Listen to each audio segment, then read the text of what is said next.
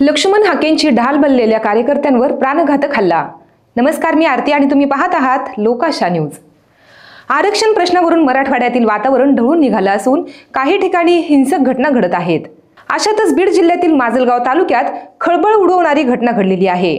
OBC आंदोलक लक्ष्मण हाके यांचे अतिशय जवळचे व विश्वासू सहकारी म्हणून ओळखले जाणारे केरवाडी पालम येथील रहिवासी पवन करवर यांच्यावर मंगळवारी रात्री सावरगाव परिसरात प्राणघातक हल्ला करण्यात आलेला आहे।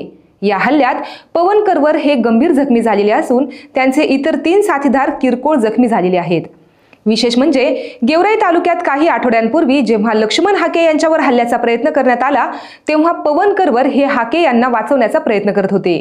याच करवर यांच्यावर हल्ला झाल्याने हाके यांनी संताप व्यक्त केलेला आहे।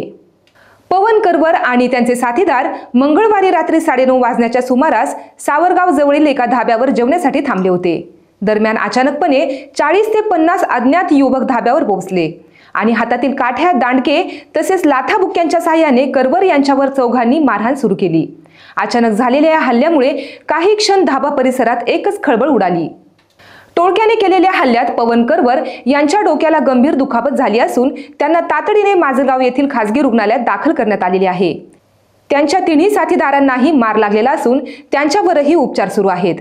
घटनेची माहिती मिळताच ग्रामीण पोलीस ठाण्याचे पोलीस निरीक्षक बालक कोळी तातडीने घटनास्थळी दाखल झाले। पोलिसांनी जखमींना उपचारासाठी हलवले असून हल्ला करणारे सर्वजण घटनास्थळावरून पसार झालेले आहेत। अशाच महत्त्वपूर्ण बातम्या पाहण्यासाठी पाहत रहा लोकाशा न्यूज आणि आमच्या चॅनलला लाईक, सबस्क्राईब आणि शेअर करायला विसरू नका।